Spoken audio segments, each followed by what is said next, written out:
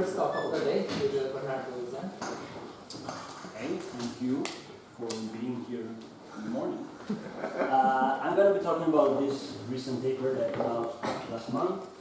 Some of the recent people, Silvio was right there, Ross was around up until last week, so hopefully you had the chance to interact with him, and Igor of Lebanon.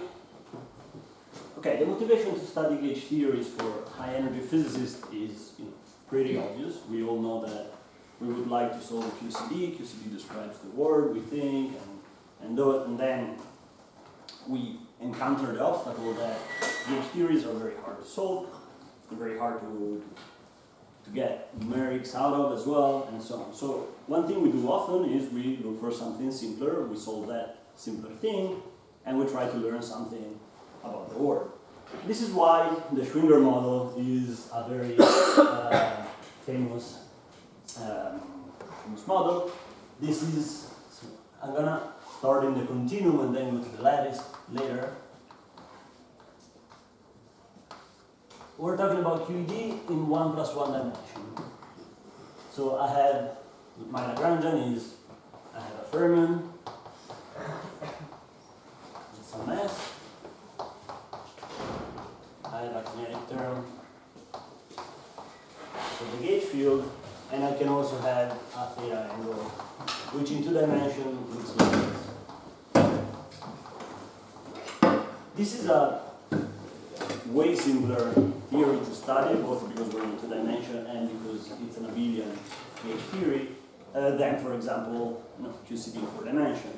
And it shares some similarities in the sense that it shows some phenomena which it has in common with the older siblings. So one is that, for example, this theory exhibits confinement when the mass is non-zero. Another one is that it exhibits chiral symmetry breaking, so the fermion condensate, the expectation value of the fermion condensate is different than 0. But one thing which is pretty different than QCD is that in a specific case, so if we take a massless fermion, then the theory is solvable. So this is very nice. We can get some results about this theory when m is equal to 0. When m is different to 0, then we have to come up with some other method to get numerics out of this. I could be, for example, working in the continuum, try to do something such like an Hamiltonian truncation and so on, but what I will do today is I will discretize the theory, go on the lattice, study a spin chain, and then get continuum results by taking the continuum limit. So this is the reason why the lattice Schwinger model is important. So let me say that none of this, to say that none of this is new is an understatement. This is from 60 years ago. The lattice Schwinger model is from the 70s, but still we're going to have something new to say about this, which is pretty surprising. At least it was surprising to me. So before I go to the lattice, let me tell you why this theory is solvable and what we know about the theory. So for now, let me take theta equal to 0. I do this because I will explain why this is not a bad thing to do. I can always set theta to 0. So this fermion, I can build a conserved current due to the fact that I have fermions of the kind like this. And what I can do in 2 dimensions is I can bosonize this. So bosonization means that I introduce some bosonic field theta and I write this current like this. Thank you. So this current, you can see it's conserved by the equation of motion. This current is conserved because epsilon is antisymmetric. So the idea is, let's take this Lagrangian and write everything down in terms of this fermionic variable rather than, the bosonic variable rather than the fermion. So you have to do, you have to work a bit, but then you find out that the kinetic term in the fermionic language just becomes the kinetic term in the bosonic language. You find that the term, so of course this is the covariant derivative, so there is a d mu plus I a mu. So I have a term that's a mu j mu. This term, you can integrate by parts this, and then you get d mu a mu here. And since we're in 2 dimension, this is just, there's only one component from f mu nu. So what I get at the end of the day is f phi over pi. And the most complicated thing is actually the mass term, which becomes some cosine operator.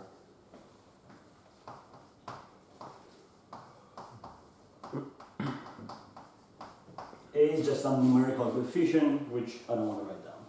So once we do this, we end up with a Lagrangian that's just in terms of the boson and the gauge field, which looks like this.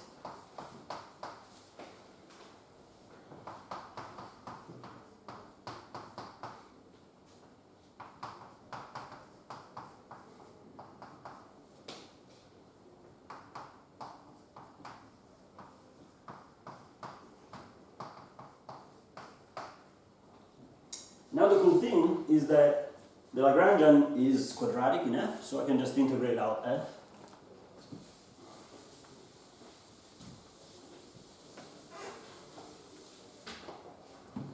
So I integrate out f, and what I get is simply the Lagrangian for a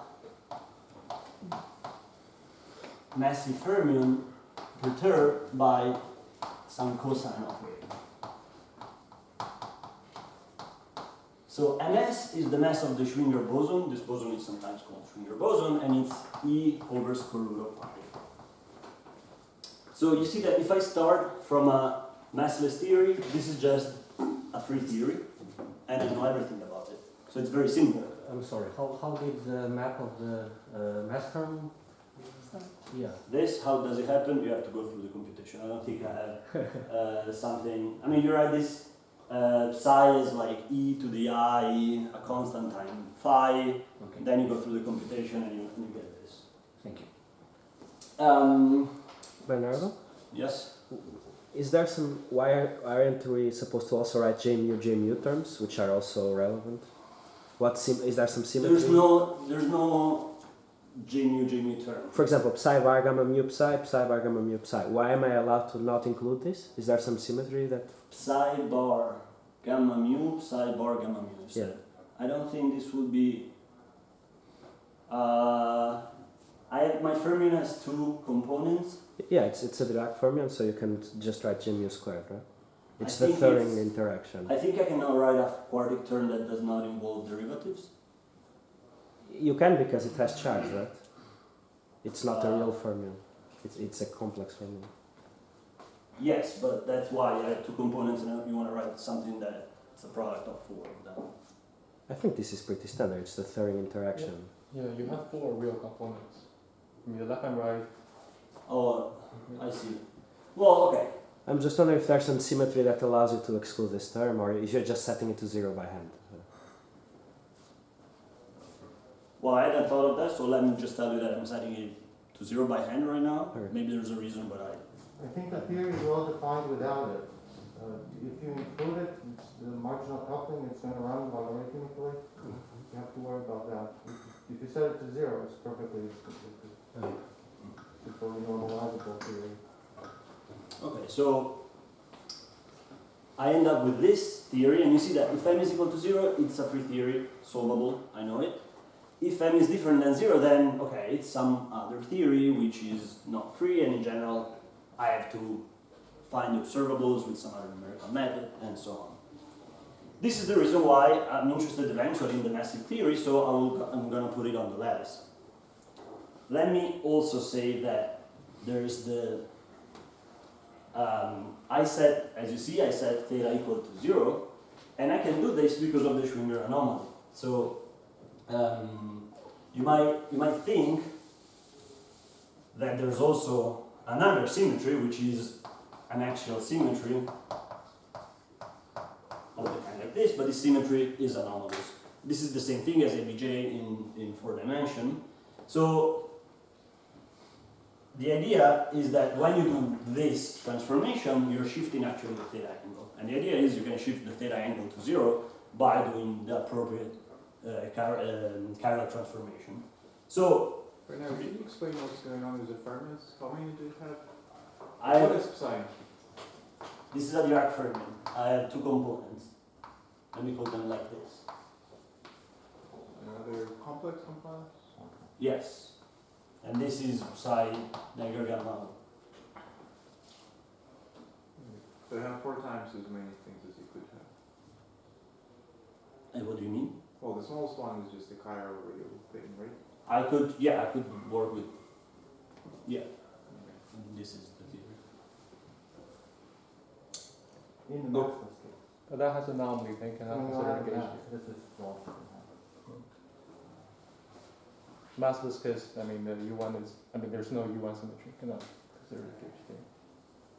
If you have a single massless, well, if you have 2, then you have an anomaly, because you're not allowed. That's why I consider 4 real components. Okay. So you might consider a current like this.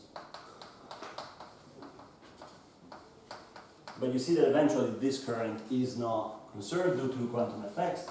So I'm working at m equals 0 right now for the moment being, because otherwise this is definitely not a thing that you can do. So you write down J mu 5, and you expect this to be 0, but quantum effects actually make it non-zero.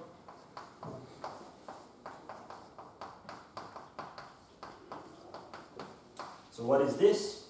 So I'm working in the gauge A0 equal to 0. From now on, this is going to be the gauge that I work with. And A1, I just call it A. E is the conjugate variable to A. So it's 1 over E over dA.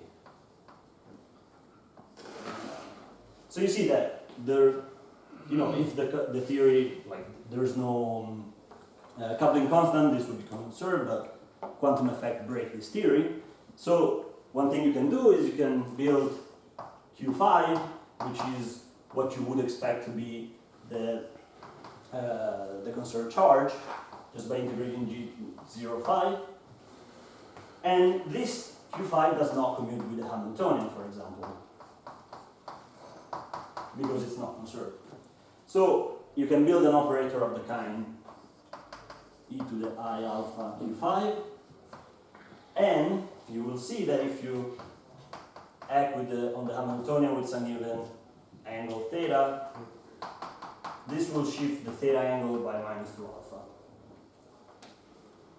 Okay, so what does this mean? This means that, for example, the energy levels don't depend on theta, because just by doing this, you see that they have the same eigenvalues. In general, the dependence on observables on the theta angle is pretty simple in the continuum. You just act with this operator and see what happens. If the mass is non-zero, then I can again reabsorb this theta angle into the mass term. So in general, I can work without a theta angle. So then why did I introduce a theta angle here? It's because I'm going to need it in the lattice. So, sorry, what is J mu 5 in terms of phi? sorry? What is J mu 5 in terms of phi? Oh yeah, good question. J mu 5 would be d mu 5. So in the free theory, you say, oh wow, like if e is equal to 0, it's conserved, but then it's actually not conserved. Okay, so I want to study this model. I know how to solve it for m equals 0, but I don't know how to solve it for m different than 0, so I'm going to go and put it on the lattice. There's an issue with fermions when I put them on the lattice that I have to be very careful with. The issue is the so-called fermion doubling. So if I do things naively, I put fermions on the lattice, I expect to get 1 fermion, I get 2 to the d fermion, where d is my spatial dimension. So one way to get out of this is to do staggered fermion.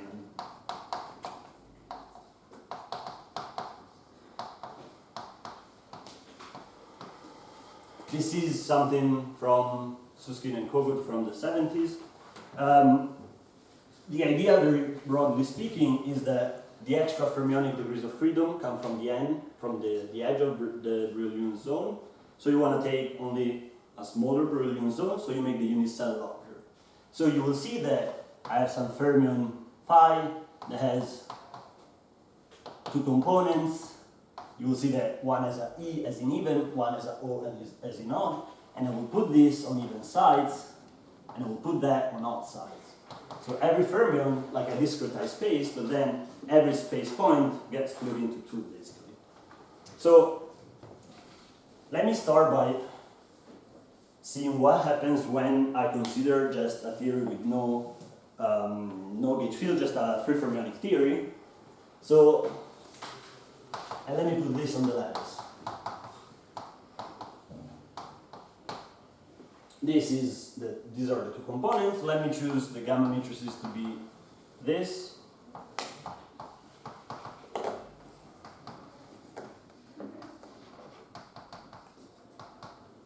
And then if I write down the Lagrangian, I have, well, I mean, just do this thing.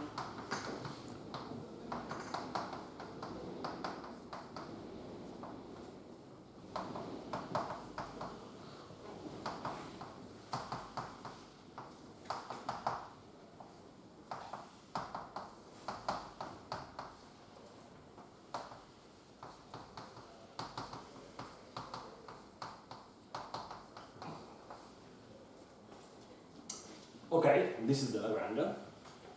I want to go and put I want to work in the Hamiltonian formalism. I want to put the theory on a spin chain and then go study the Hamiltonian on the spin chain. So let me get the Hamiltonian density. Well, the Hamiltonian density is just this thing without this part with a minus sign. Let me write it to be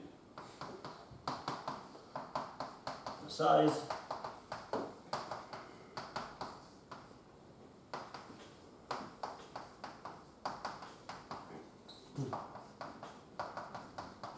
So now the idea is the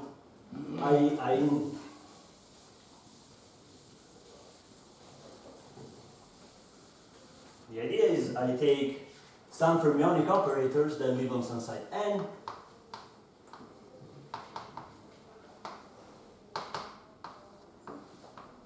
So they're just the ordinary fermionic operators and they anti-commute if they're on different sites. And I say that psi E is chi to n and psi O is chi to n plus 1. So it's pretty simple to see what happens now. For example, a term like, let's say, psi E dagger dx psi O will become chi to n dagger, and then this is the derivative, so I do a discrete derivative, chi to n plus 1 minus chi to n minus 1. So O only lives on odd sides, so I just consider the difference between odd sides, and then I have to divide by twice the lattice spacing because they live two lattice spacings apart. So A from now on will be the lattice spacing. When I do this, you see that I get terms like chi dagger n, chi n plus 1, and when I work out through the other one, I just get simply that the Hamiltonian on the lattice will be I over to A, chi n dagger, chi n plus 1, minus the Riccian conjugate. For what concerns the kinetic term, the mass term, as you see, it's pretty simple. You have a plus for even sides and a minus for odd sides. So this will be plus m, somewhere minus 1 to the n, chi n dagger, chi n. Okay, this is the way that I can take a free fermion. If I ever wanted to put a free fermion on the lattice, I would take the Lagrangian and then I would write down this Hamiltonian, and then I write down some, like I simulated, for example, numerical if I really want to, on the lattice. Let me first discuss this a bit more, even though it's a very trivial case. So what are the symmetries of this Hamiltonian? So the unit cell is two-dimensional, so translational invariance is just n going to n plus 2. So if I do a shift by two sides, what I'm doing is just moving in space.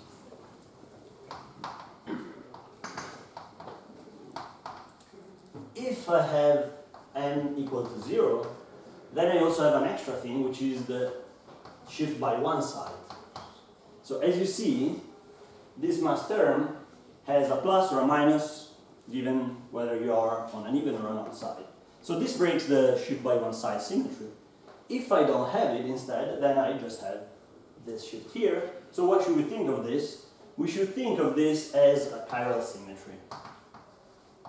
Remember that gamma 5 is this in my choice. So it swaps even and odd, swaps the two components of the fermion, so it swaps even and odd side. If I do a shift by one side, then I'm swapping what I call even and what I call odd. So I should think of this when n is equal to 0 as a chiral symmetry. This will turn out to be useful later when I go to the gauge theory. Okay, any questions so far?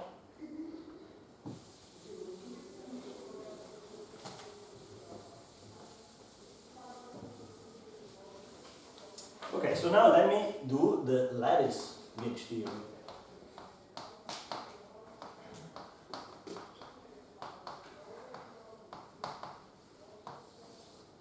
So this sort of game normally works that you have some spin chain and you have the fermionic degrees of freedom living on the sides. So here I will have chi-n, for example, here I will have chi-n plus 1 and so on. And then you have links and you put the gauge field living on the link. So here I put some gauge field un, here I put some un plus 1 and so on. So by un I'm meaning e to the I a n. So a is the gauge field living in n, u is some unitary operator living on the link. How do these things transform? I have to tell you how they transform under a gauge transformation. And the rule is that the gauge transformation lives on the phase that you get from the gauge transformation lives on the side, not on the link. So chi-n under gauge transformation goes to Vn chi-n. Vn is just a phase since it's U1 gauge theory, but you can do this with more complicated gauge groups and it will still be like this. But Un transforms differently. So it gets two phases on the two sides. So this Un gets a phase here and there. These are my transformation rules. Now I want to write down a gauge invariant Hamiltonian and then consider gauge invariant states and so on. So how do I write gauge invariant operators? For example, if I write chi-n dagger chi-n, this is clearly gauge invariant because one of the chi's gives me a phase and the other one gives me the opposite phase. So this is gauge invariant. If I take something like chi-n dagger chi-n instead with m different than n, this is not gauge invariant because one gives me a phase, the other one gives me a different phase. So in general it's not gauge invariant. To make something like this gauge invariant, you have to insert u operators. So if I take chi-n dagger un plus 1, so on un minus 1, chi-n, instead this thing is gauge invariant because you are getting from, on each vertex you get a phase and the opposite phase, they cancel out. And we're in business. So now what we need to do is take that Lagrangian, take the Hamiltonian and write it down in a gauge invariant fashion, which is pretty simple to do. And then we just need to add some kinetic term for the gauge field. So what we're going to do, I'm going to write it here because I'm going to keep it here.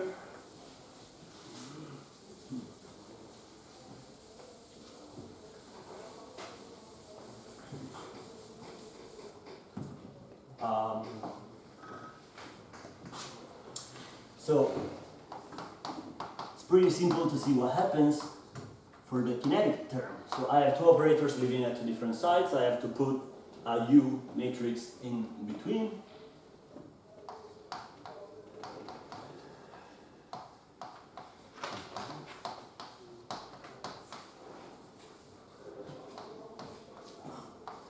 The mass term is gauge invariant by itself, so I'm not going to change it.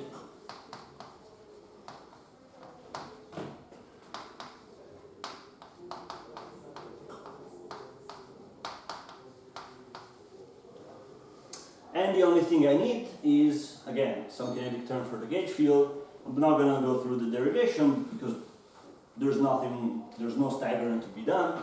What I write down is e squared over a over 2 plus the sum over ln plus theta over 2 pi squared. So this is a sum over links. What is ln? Ln is basically the electric field. So ln is 1 over a I d over dAn. So you can go and take a look at what the commutation relation between ln and u is. And you see that acting with u raises the electric field by 1, and acting with u dagger lowers the electric field by 1. Let me also mention that the eigenvalues of ln are integers. This follows from gauge invariance. And now what I want to do is I want to study this. I want to take a spin chain. Remember, all spin chains have an even number of sides because the unit cell is 2. And I want to go and study, for example, the ground state, other observables, and so on of this theory. Any questions so far? Okay. Another thing I have to tell you, though, is I just don't want to go and look at any state in this Hilbert space. I want to look at states that are gauge invariant. So I have to tell you what gauge invariant means.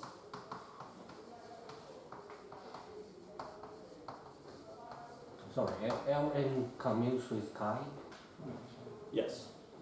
Yeah, things that live in different sides or links commute with each other. Or anti-commute, depending. What about the Yes, the so chi is connecting to UN? The Ln? yeah, they commute. So gauge invariance, roughly speaking, is intuitively very simple. If I have some ln minus 1 here, and I have some occupation number, so some side with some fermions here, ln should just be given by what ln minus 1 was plus whatever's here. So this is intuitive. You can make it a bit more precise, but this is the intuitive picture. So gauge invariance means that I want to look at the states that follow the so-called Gauss law, which is that ln minus 1 is equal to qn. So what is q? Q is the charge of the site. Now, there's different ways in principle to say what the charge of the site is. I'm gonna go with the choice that everybody does in the literature because this will be one of the main points.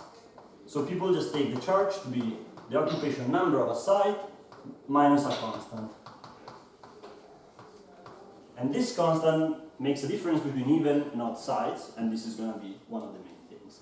So intuitively, you see that if you have an even site and it's full, then okay, the charge is 1, so you think of a quark. If you have an odd site and if it's empty, then the charge is minus 1, so you think that you have an anti-quark. And in the other two cases, you think of the sites as just empty. There's no particle there.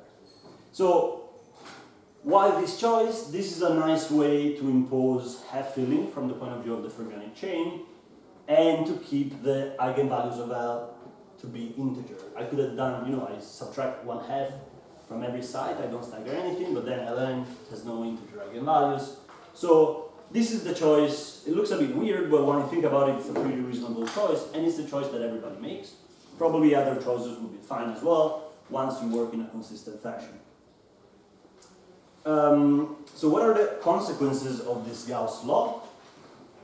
The consequences are, again, as I said, that we're going to work at half-filling. So let me consider two different cases. So let me consider the case of open boundary conditions. Let's say that I don't put any sort of background gauge field. So the idea is that I have an electric field here that's 0, and here it's 0. So the consequence of this equation is that, as I was saying, you have a filling, so Q, and the sum over all Qn's has to be equal to 0, which means that the sum over all the particle number has to be n over 2. N is even, so this is fine. The other consequence is that at this point, Ln is completely given in terms of all the occupation numbers. So you start from 0, then you see if there's a fermion here, and that tells you what the gauge field is, 1, and then you keep on going. Are you imposing the periodic boundary condition here? No, I'm imposing, this is open boundary condition. So it means that you cannot, like, I'm not telling you what I'm summing over, because I want to be, able to talk about both open and boundary and closed boundary condition. But this will say that you go, open boundary condition means that you go from 0 to n minus 2. And periodic boundary conditions would be that you go to n minus 1, for example. And there's no link connecting, if you're with open boundary condition, there's no link connecting the two endpoints. When I go to periodic boundary condition, there will be. But when you sum over n, you get 0 minus at n, then how? Right, so I'm saying that there's no background gauge field. So at the end of one side, there's no electric field, and at the end of the other side, there's also no electric field. So with open boundary conditions, I can completely integrate out the gauge field.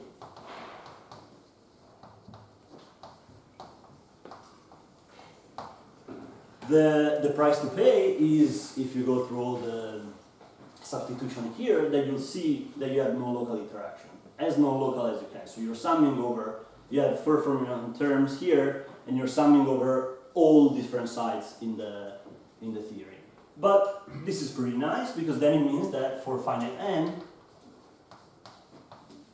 I have a finite number of degrees of freedom, so the Hilbert space is finite for what concerns the gauging right field.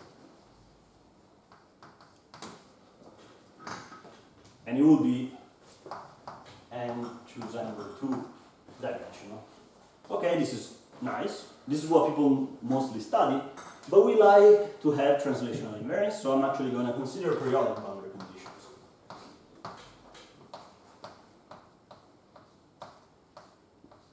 So now there is one more link that connects what would be the first and the last point in that case, and I can have hopping all around. So also, let me write here this, and this is also minus 1. What are the consequences of the Gauss law in this term? Again, we have half filling, because it follows from Ln being equal to L0. But what changes pretty drastically is this other condition. We will not have a finite dimensional Hilbert space, because say that you start from here, I tell you what L0 is. If I tell you what all the fermionic occupation numbers are, then you can tell me what L1 is, L2 is, L3 is, but then you go back to L0.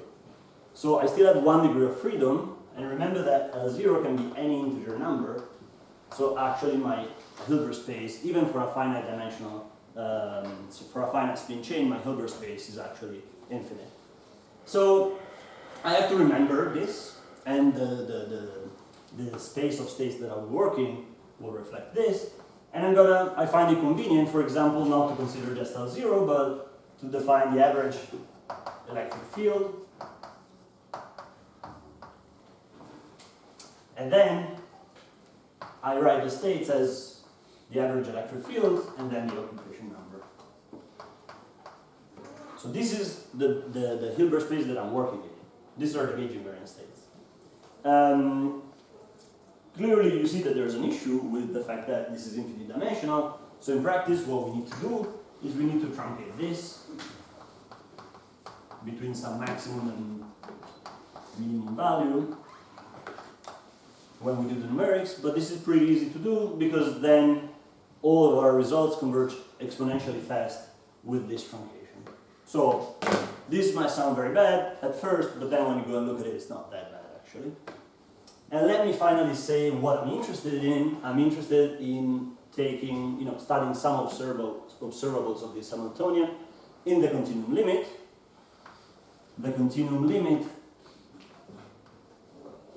is take A to 0, so I take the lattice space into 0, while keeping the length of the circle, because now I'm in periodic boundary condition, so it's a circle, while taking this finite.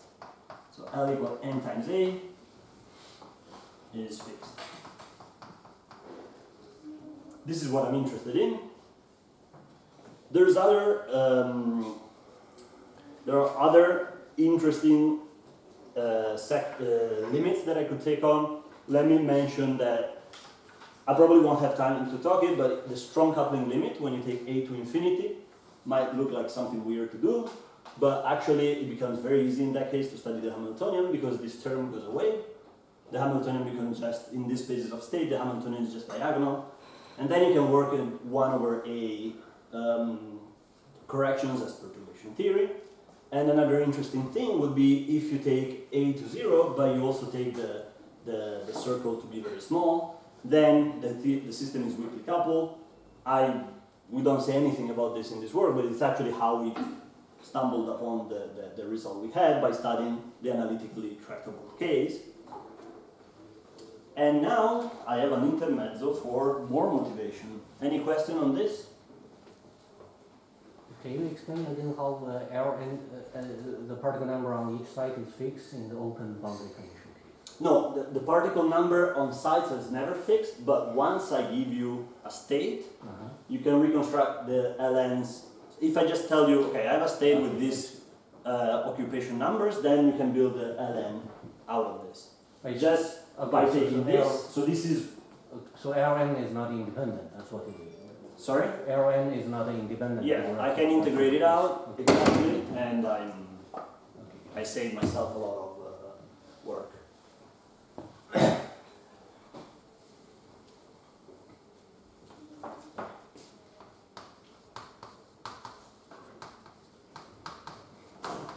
So I mentioned that this lattice model is very old, it's from the 70s, and people have been studying it a lot. So we're not the first one to do this.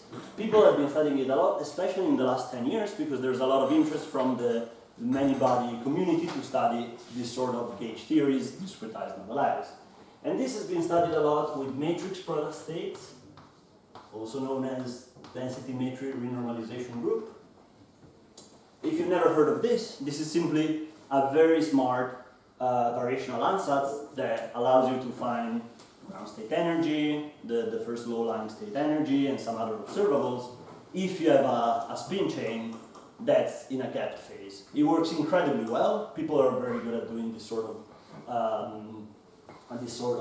computations.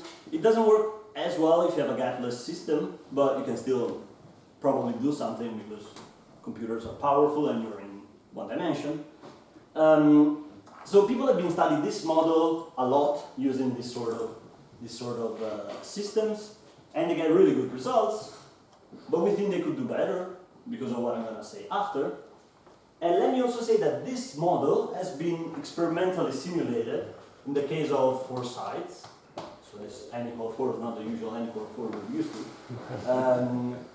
People from the Innsbruck group, they simulated this model using trapped ions. So they put 4 trapped ions that act as the site and 3 that act as the link in between. And they actually go and simulate this.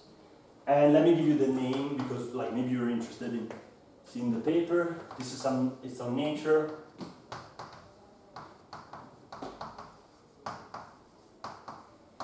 So there's a lot of excitement in that field, to my understanding, about simulating gauge theories, not by doing Monte Carlo that might have some sign problem or similar things, but actually experimentally simulating them.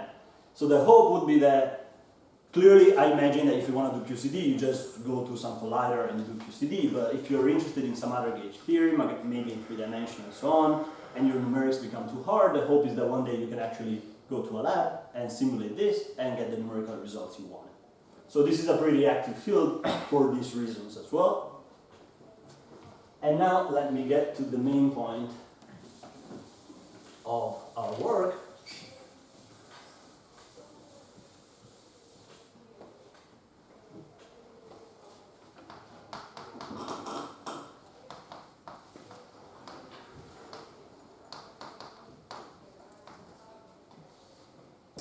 So I gave you a Lagrangian.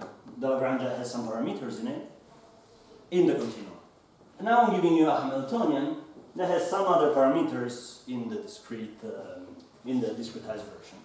So what I'm mostly interested in is the mass. You've seen that I was talking about some mass shift in the motivation. So my question is, how is the continuum mass and the discretized mass, how are they related? the naive thing to do, and this is what everybody's been doing when they do numerics, is to say that they're the same. Our claim is that they're not the same, but actually there's a shift that you need to do.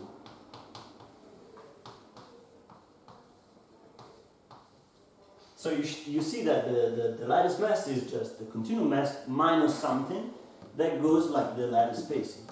So if I'm interested in the continuum, then you might say this is not important, I'm taking A to go to 0. However, this, okay, it's a subleading correction, but it will make your numeric much, much better, and I will show you this. And so the first reason why this is true is that it works. But, you know, you have to trust me until I pull down the projector and show you the numerics. And the second reason is you should think about Chiral, what a Chiral transformation is and what happens in the lattice version. So, if you remember when I gave you I did two things earlier. So in the continuum, I built some operator V alpha that changes the theta angle by 2 alpha. And in the discrete non-gauge case, I told you that a chiral transformation is you shift the side by 1. So what I'm going to do now is I'm going to build something like this for a given alpha in the lattice, which corresponds to a shift by 1 side. So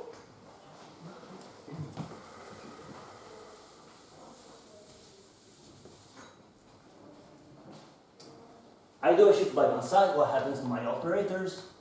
Well, chi_n goes to chi_n plus 1. That's the definition of what I'm doing. More interesting, what happens to qn?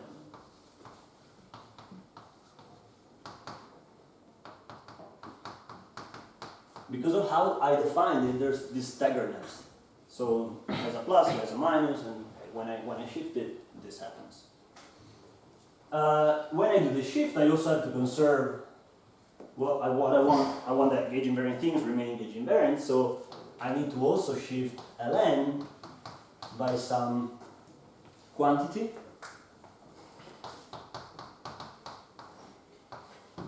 I could shift it also by some other constant, but I don't want to do it, so I don't do it. And this is what happens. Let me call this operator V, the operator that shifts everything by 1 side. And then let me ask you, what happens when I act with this operator on my Hamiltonian? And I can tell you what the result is. So you get the Hamiltonian with the shifted theta angle plus some other term.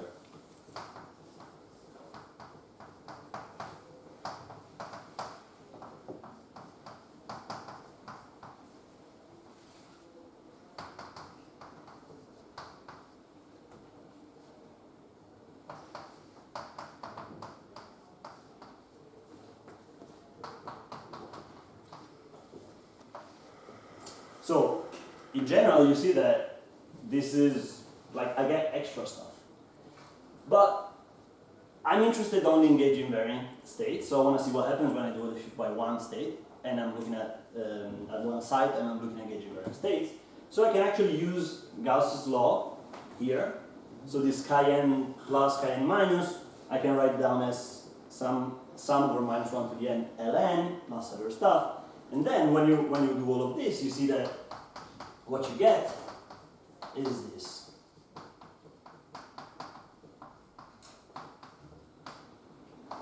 Times something. So if I choose m lattice to be minus c squared a over a, then the action of this v just shifts the theta angle. So this is exactly the same thing I had before, just for alpha equal to pi over 2. Now, sorry, can you remind what the theta angle was? This some theta in the lattice. Oh, it's just this there, way, right? yeah. So And intuitively, shift this pi? Or yeah, I shifted by pi. Yeah, okay. Intuitively, the theta angle ln is integer, so you want to make, if you want to make it loop non-integer, you add a theta angle. That's the idea. So we have, when we choose this specific lattice mass, then we have some extra symmetry, which is anomalous, okay, but that we expected, the claim is that this is chiral symmetry, so it should be there when m in the continuum is equal to 0. So if you see, if I take m equal to 0, I get exactly that thing. What follows is that the lattice mass is not just the continuum mass, but it's a shifted version of the lattice mass. So, as I told you, this is some subleading correction, but it will make things much better. In all the papers we've seen, nobody considers this mass shift, apart from one paper where they do things very differently in terms of Gauss's law, and probably what they do is eventually this thing here, but nobody uses that. So it's a bit of an issue that people that do numerics are not considering this. So how am I doing on time? I have until 35. Yeah. Okay, so I can even talk. I can even talk about the strong coupling explanation. So any questions so far? If it's not half filling, would this number depend on the filling? If it's not half filling, I don't have gauge invariance. So imagine that when I do this term, I cannot say that it's equal to this. So in general, I think that none of this will go through.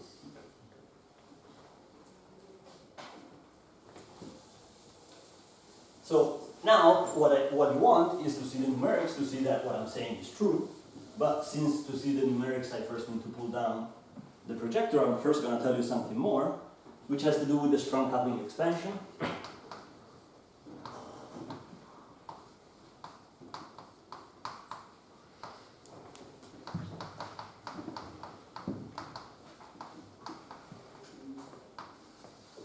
So the strong coupling expansion is to take the opposite of the continuum limit, is I take the lattice space into infinity.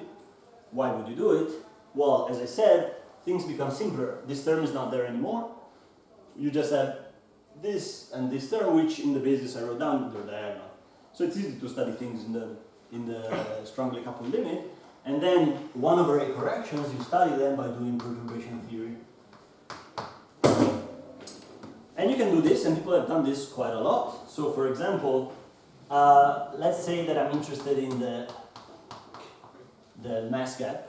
So look at the first two states. And let me define y equal to 1/EA to the 4. I first want to extract something out of this, a squared A over 2 times the W. So I can go and compute what the W is in perturbation theory, and people have done this. And for example, I can show you the first 1 plus 2 mu. I will say what this is in 1 second. Plus y, 2 over 1 plus 2 mu, and so on. And people get to y to the 5th. So they compute this expansion to some decently high order. Remember that we are at a to the 4. What is mu? Mu is the mass rescaled by this.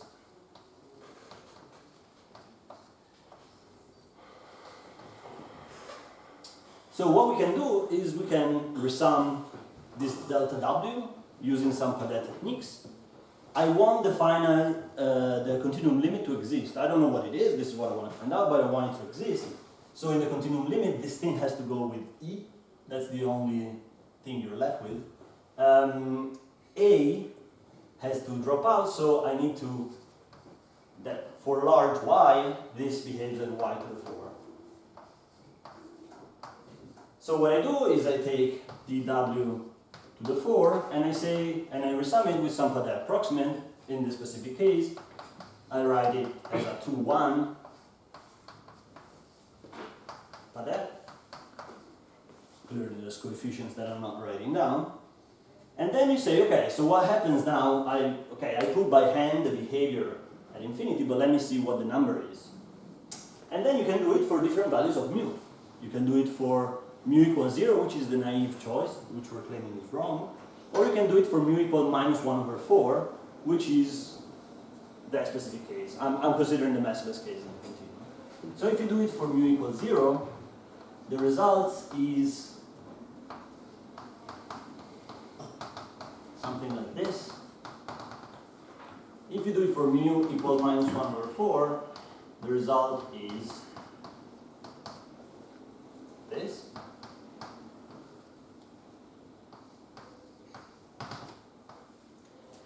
But in the massless case, we know what the result is, and the result is actually very close to this. So it looks like if you consider the mu equal -1/4, which is our mass shift, then you get this result to a very good degree of accuracy. And I was saying that okay, this mass shift is subleading in the continuum limit. Now I'm doing the opposite limit, so this mass shift is very important if you do this sort of thing. And you might complain that none of this is rigorous or anything like this, and it's true. This is, you do padel and sometimes things don't work out. But in this specific case, doing the mass shift really helps your result. So this is a very quick and dirty way to compute this sort of quantities if you don't want to do numerics. But now, I think it's time for numerics. Any question on this? Okay, I'm going to hide it now.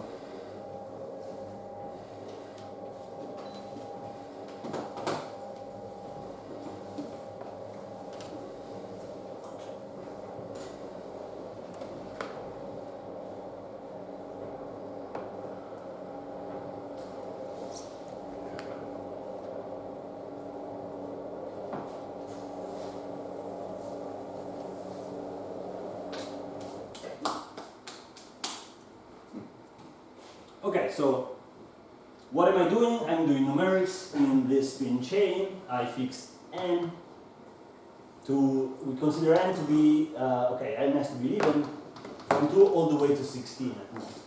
We need to do some truncation in epsilon max, and we take this to be something like 5.5.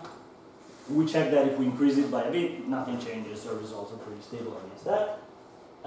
In general, if you go to n equal 12, you can do all these things on your laptop. You get some, 1,000-dimensional. But what are you doing? You are using quantum mechanical? I'm diagonalizing this Hamiltonian. Okay, Yeah. that's what I've done. So the Hamiltonian, for example, for n equals 12, and this is something like 1,000 times 1,000.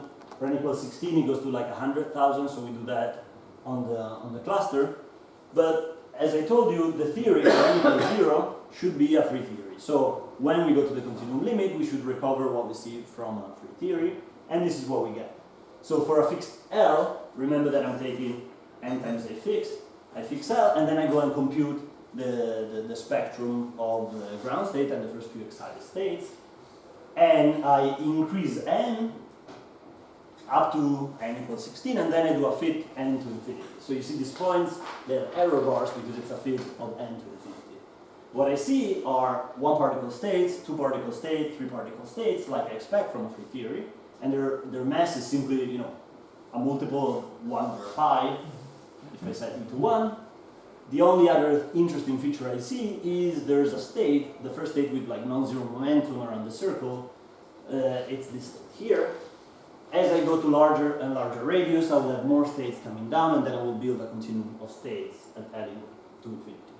This is just to see that our numerics work pretty well. What we knew should happen actually happens. But now let me. No question? So this is one part, the lowest line is 1 particle state. Yeah. But you're looking at the eigenstates of the Hamiltonian, so it doesn't matter if your base circle is very small. You still the energy doesn't change from the. It's a free theory on a circle, so no. If I was to take open boundary condition, then there would be a dependence. I will show this after. There will be a dependence on you want the wave function to vanish at the endpoint, so you need to give it some momentum, so there's a dependence on that. But in the circle, no, there isn't. It's a specific property of this model. It's the fact that after you bosonize, it's just a free theory. Oh, okay. If For that n weren't the case, then it would depend on. Okay, so now let me go and compare what the mass shift does to our numerics. So I'm again in n equals 0 because I want to compare this to some analytic result, and I'm going to go and look at the fermion condensate, which is this orange line. So I first do the numerics without mass shift, and for example for n equal 4 and for n equal 10, I see this triangle result. If I instead add the mass shift, for the same n equal 4, n equal 10, I am much, much closer to the line. So eventually, as I take n to infinity, I'm taking a to 0. So say that I'm here, these points will eventually converge for n large enough to this line. But you see that the other ones, they converge much, much, much quicker. So what I'm saying is, yes, this is subleading, but it really helps your numerics. Now, I feel like this is the Bootstrap workshop, so I haven't talked about any CFT, but since you've been following me for 1 hour, now as a reward I will give you a CFT. This model has a phase transition, so now I want to go and study something which is at non-zero mass. Which is at non-zero mass. Before the mass was equal to 0, everything is analytic. Now I want to do something else. I want to consider this. There's a phase transition at theta equal pi for some value of the mass. And this phase transition is believed to be a breaking of the 2. We're in 2 dimensions, so it's 1 plus 1 dimension. So it's in the Ising universality case. What is breaking is charge conjugation. So we want to go and study this sort of thing and find this number here. So when you're at finite n, you never see these sort of things because finite n, you don't have phase transition. So when you go and look at the energy states, for example, as you increase the mass, you will see that first you have something and then it goes to 0, but there's nothing discontinuous. It's when you take the n to infinity limit that you will see that you first have just one ground state, but then at some point you have a phase transition and you have 2 degenerate ground states like you expect from something to breaking. Sorry, Bernardo, my question. So here the charge conjugation is gauge. So what global symmetry are we talking about? So I'm saying that for small n, we have that. You remember I was talking about this epsilon, the average electric field. Epsilon is 0 for small n, and for large n, you see that the 2 states have epsilon plus or minus 1 over 2. So you get 2 states that are degenerate. This is due to the fact that you can make this 1 by being minus 1 or plus 1. And this is presumably this currency can be explained by some anomaly associated with this symmetry? No, that's a good question. Special theoretic. Yeah, that's a good question. I'll think about it. So our result. So let me say that people have worked this very well with tensor network, and they get this number. It looks like 1/3, but we don't know it. So they get 4 digits of accuracy. What we do is we do very easy numerics. None of what we did was very intensive in the numerics, and we still get 3 digits of accuracy, which is pretty good. So if you take a look, now we're doing a slightly different limit. First we're taking n to infinity and then a to 0, so we're working on some infinite volume limit. And the n to infinity limit those are the fitted points, and then I want to take a to 0. And if I do my mass shift, then it looks like I'm converging to a to 0, like 1 plus a squared. Well, if I don't do it, it looks like I'm doing 1 plus a squared as convergence. So it's much better if I do this mass shift for this case as well. Now, let me show you. So this is expected to be easy, and we should be able to tell this. So we know that if we're in a CFT on the cylinder, which is where we are, the energy levels are the scaling dimension of the operator. So we go to this critical point and say and look at the first 2 excited states.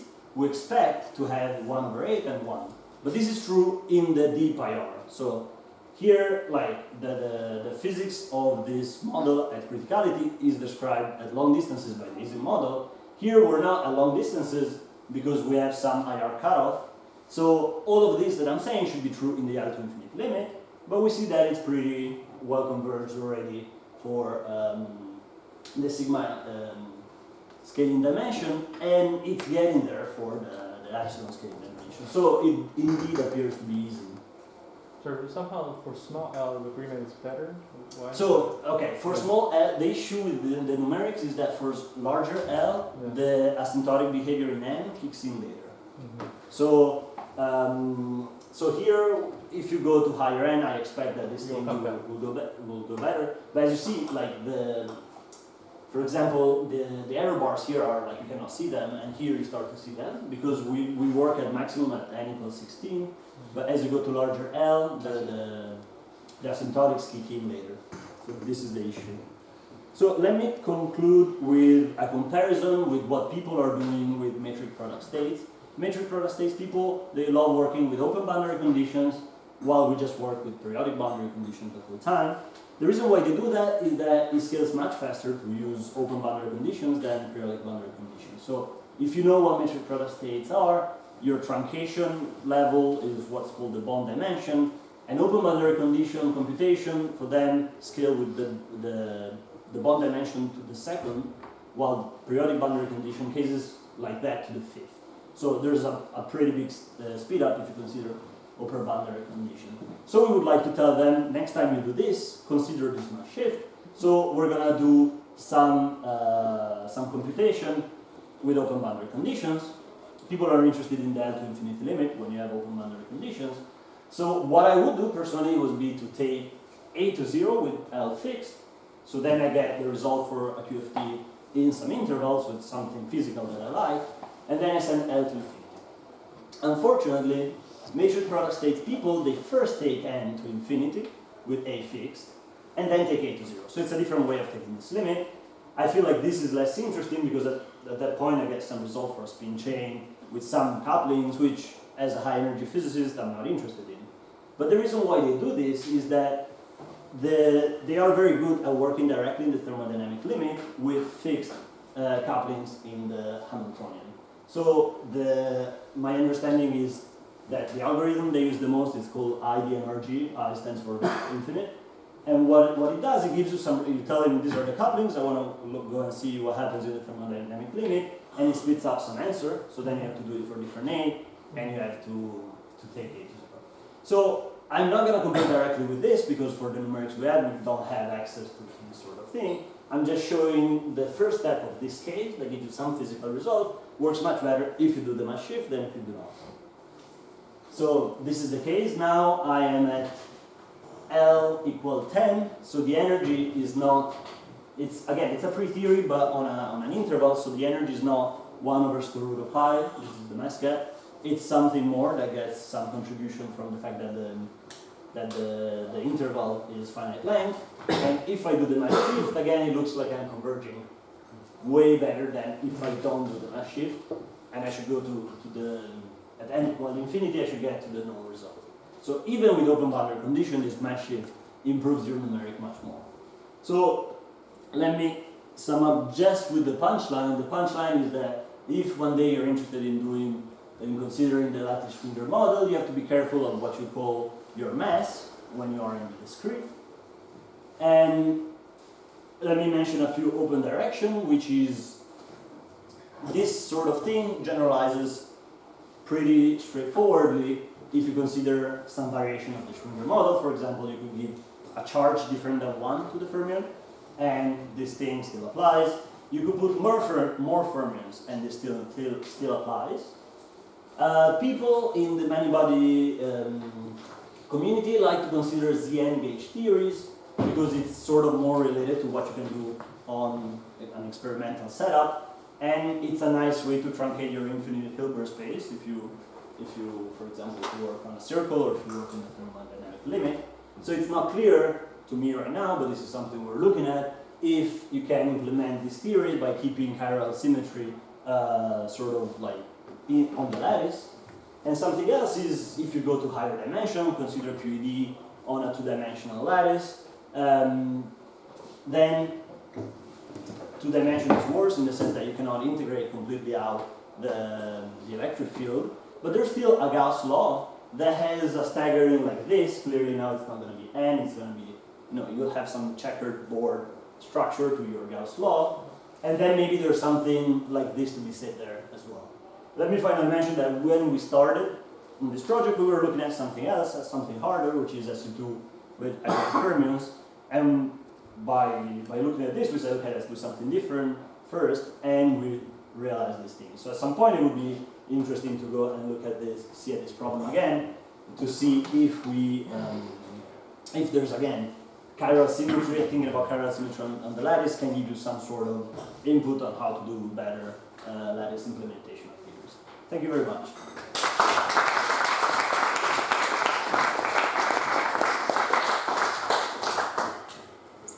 Questions? So when you mentioned this open boundary condition, what is this description in the continuum? So when lattice people and you talk about this open boundary condition for the Schwinger model on the lattice, what is the continuum description? What kind of boundary condition do you in the prefer L to to infinity limit is simply the Schwinger model on an infinite line. In the L That's right. finite L, it's you're doing QFT on a fixed interval. Yeah, but I have So- different boundary conditions I can put at the two ends. What is the choice that has been made I see. in producing this plot? Well, I mean the continuum. Well, version. for us in the lattice, okay. I'm asking the it's continuum. pretty- Yeah. In the continuum, So I have duration and normal and boundary condition I can choose for the gauge field and for the fermions. Those are the most naive boundary conditions. you can consider. There are more sophisticated options. So presumably your lattice choice of boundary condition has a simple Right. analog.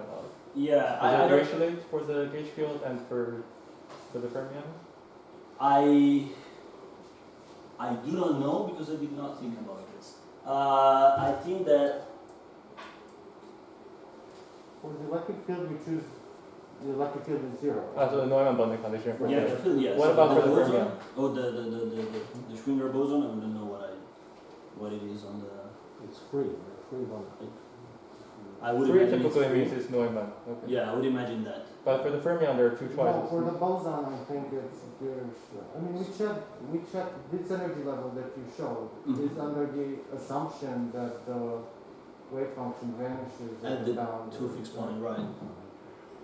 But there are different choices that could lead to a different So- spectrum on the So, strip. yeah, So yeah, there's yeah, yeah. with the fermion, there's something that, for example, with periodic boundary conditions, Right. you can say that the fermion goes to something like e to the I alpha when you go around the circle, Yes. but this doesn't matter because eventually when you bosonize, you get I alpha and minus I alpha from the boson does not depend on that. So Right, it so might be that some things that look different that eventually are the same also in open boundary conditions. I'm Yeah. not sure But about the interesting case I have in mind is you have interesting boundary conditions for the fermion which are not aligned with one another. right. You will have interesting spectrums on the strip. If they're aligned, I agree. It's, you can shift away the overall phase. That is the difference. I see. And also a question related to when you discussed this spectrum. We had showed this plot about the spectrum near the critical point. Have you checked the spectrum fitting to the orthogonal towers? No, we haven't checked that because it looks like it gets progressively worse as you go I see. higher up. So probably, I mean, you can try to do that. It will not be a good fit probably. So we haven't checked this. I see.